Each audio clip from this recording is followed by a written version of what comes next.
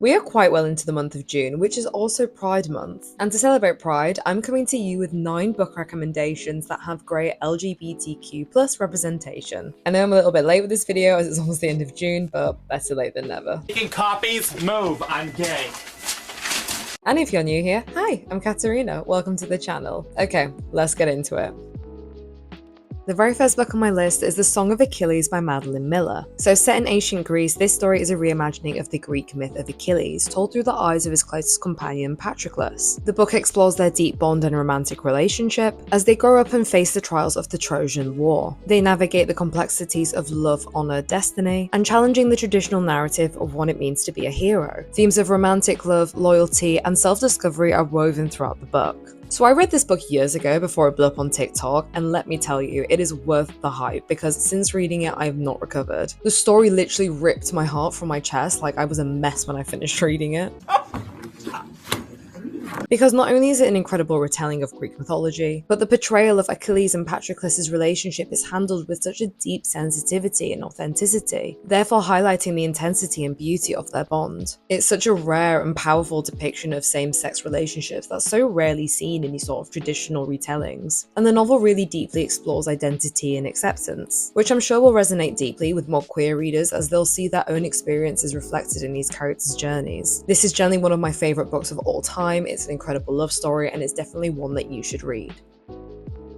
The second book I recommend to you is Our Wives Under the Sea by Julia Armfield. So this is a sapphic literary horror that follows 2 women called Leigh and Miri, and Miri comes back from a deep-sea expedition that went really horrifically wrong, in that she was stuck in a submarine during her mission for many more months than planned. And the story is told by the woman's partner Leah, who navigates the emotional complexities of their relationship, as Leah now grapples with the profound changes she experienced underwater. Themes of romantic love, identity, trauma, survival, and grief are delved into throughout the book. Aside from this book being an incredible tale of speculative fiction, I love this book for the really profound exploration it went into for identity and the human condition, as the relationship showcases the resilience and depth of love against the surreal and the unknown. And I felt as though the relationship was handled in a really authentic way, as the author created this bond between these 2 women with the same respect and depth of love as you would see in a heterosexual romance. And I think it definitely challenged lesbian stereotypes in showcasing that both women could be strong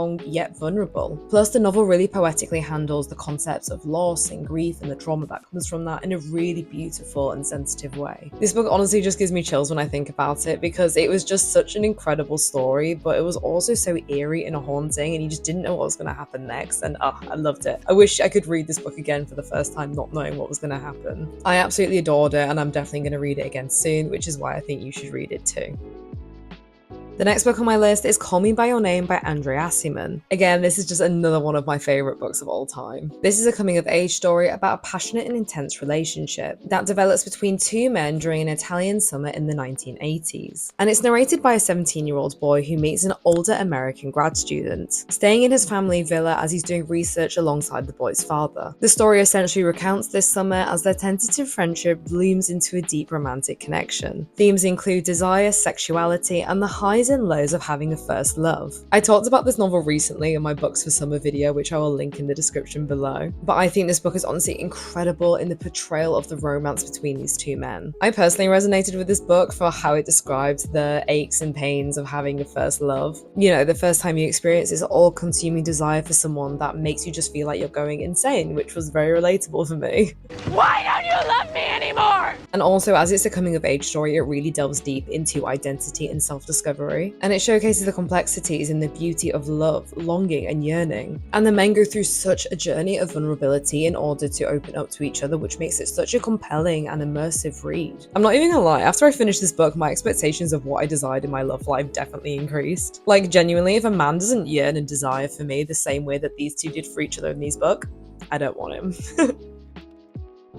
Fourth book on my list is The 7 Husbands of Evelyn Hugo by Taylor Jenkins Reid. So this is a fictional novel set in the glamorous backdrop of old Hollywood, where the story follows the life of the legendary actress Evelyn Hugo. And the story is told through a series of interviews with a young journalist, where it reveals the actress's complex life and the truth behind the 7 marriages. Her story also includes her enduring love for another woman, and she reveals the sacrifices she made to protect their relationship. Themes of secrecy, ambition, fame, and the cost of being a celebrity are are explored. I love this book for the setting of the old Hollywood glamour, as this is not something I usually read about, and I love seeing this double-edged sword that was exposed when it comes to being a celebrity, as it showed that not all things that glitter are gold. Especially because in this era, under the limelight, homosexual relationships were shamed. And it's a powerful depiction of same-sex relationships in this era, showing that a lot of them had to be hidden, which may resonate with a lot of queer readers who feel like they won't be accepted and have to hide themselves. Plus, I like this book's nuanced portrayal on bisexuality, as we see Evelyn having relationships with men and women, which shows that love is sometimes a spectrum and it's not just always a binary thing. This book is gripping, passionate, and it shows the courage it takes to embrace one's true identity, even when faced with societal pressures and external influences, and I personally love this book and I genuinely think that you should read it too.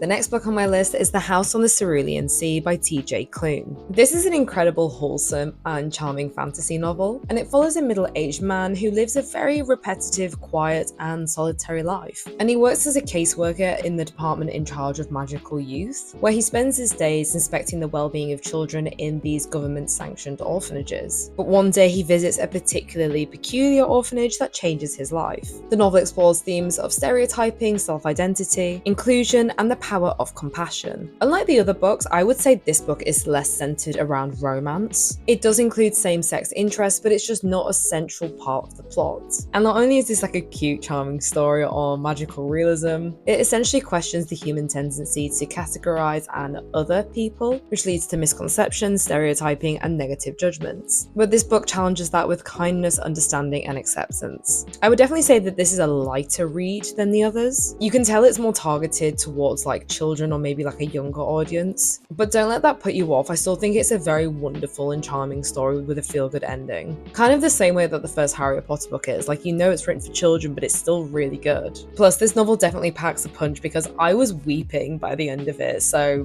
be warned.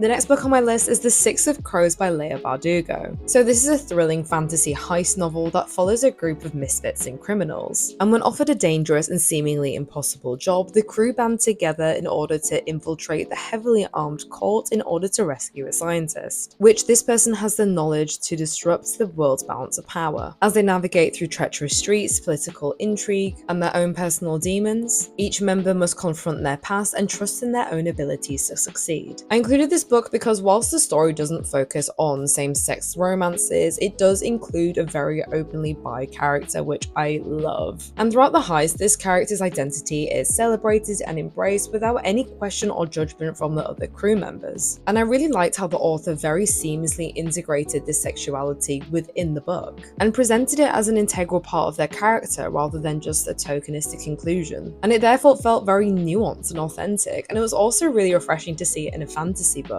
Plus, he does have a romantic interest of the same sex later on, but I believe it's in the second book called Crooked Kingdom, which I would definitely still recommend to read. I think it's also a fantastic book. And even despite this character's very open sexual identity, I love this book for its diverse cast and inclusive representation, as we also have diversity in ethnicity, disability, and socioeconomics. And I also love these books because they were just so fun to read. Not only was the plot interesting and gripping, but the characters were just hilarious and genuinely made me laugh out loud when I was reading. I mean, come on, there's no doubt that the Six of Crows and the Shadow and Bone TV series are the best thing about that show.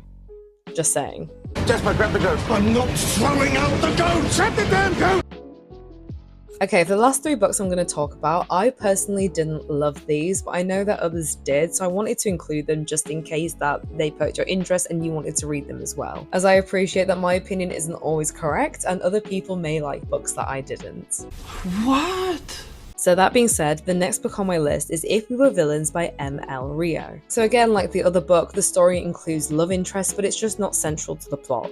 So this story is set in an elite arts college, and it follows a group of students that are studying Shakespearean drama. And the story is told through the eyes of one of these students, where his life and his friends are turned upside down when one day they find one of their classmates dead. It explores rivalries, hidden secrets, and the complex oaths that bind them. If this plot sounds very familiar to you, I agree. story, as I would argue that this is basically a rip-off of Donna Tartt's The Secret History, which to be honest is one of my favourite books ever. But that being said, I did enjoy this book because it did teach me a lot about Shakespeare. And to be fair, this plot does have the drama, mystery, and love of a Shakespearean tragedy. I don't want to go too much into the plot or relationships these characters have because I don't want to spoil it for you, but I must say that the relationships here did feel very organic and authentic, which enhances the emotional impact of the story and also its ending. And the fact it's a murder mystery adds suspense and tension to all the romantic relationships that are happening. I wasn't the biggest fan of this book. I feel as though if you've read The Secret History already, then you will also find this a bit of a letdown, but if you haven't, I would suggest reading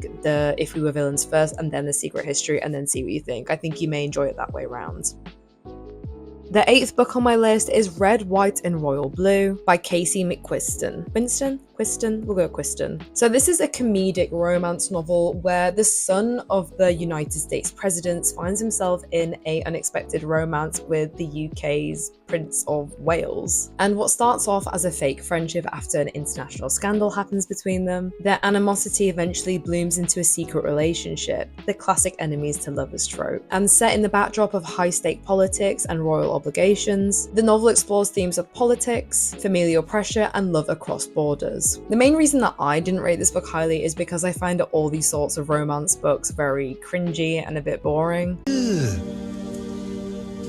Brother, But I appreciate that not everyone gets the same amount of secondhand embarrassment that I do in reading these books. But whilst reading it, I can see why other people would like it. I mean, there's literally been a film made off the back of the book, so there's a reason why some people like it. First thing, I did enjoy this book because the characters were quite engaging and charming. Like, both the boys had really witty banter between them that I actually really enjoyed reading. And it also had very heartfelt moments where these boys opened up to each other and were very vulnerable. Plus, I like the diversity in this book because one of the sons is half Mexican, which is quite refreshing as I believe that all the other books is centered around white men. And another thing I liked is that I feel as though a lot of mainstream romance novels between two men tend to be quite sad. Like Call Me By Your Name, The Song of Achilles were very much like sad books, like, you know, you're heartbroken by the end of them, whereas this felt very light and flirty and with a happy ending. So yeah, I didn't love it, but I didn't hate it. And I personally haven't seen the film, but if you have and you enjoyed it, then I would say to pick up the book as well.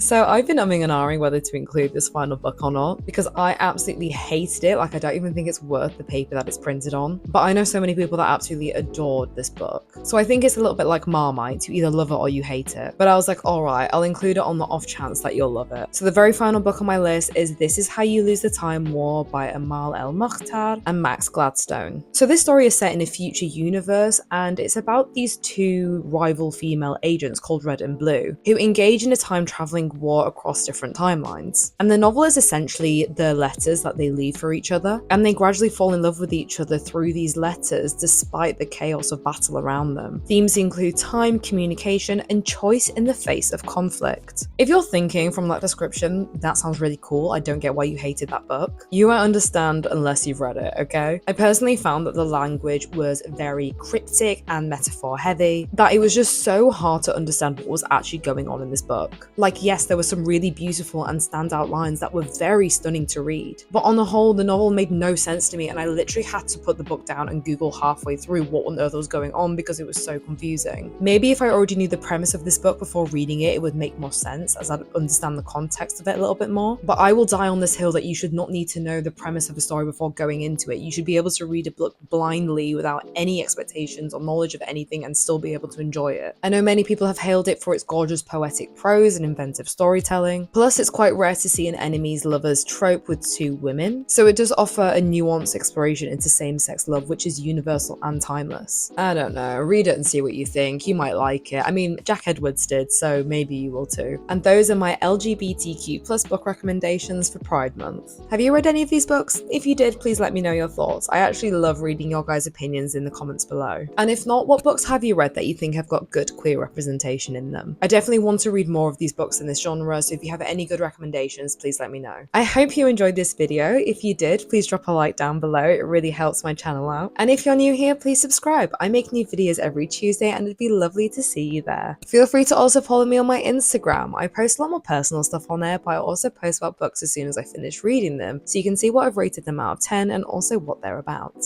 Thank you so much for watching, and I'll see you next time. Bye!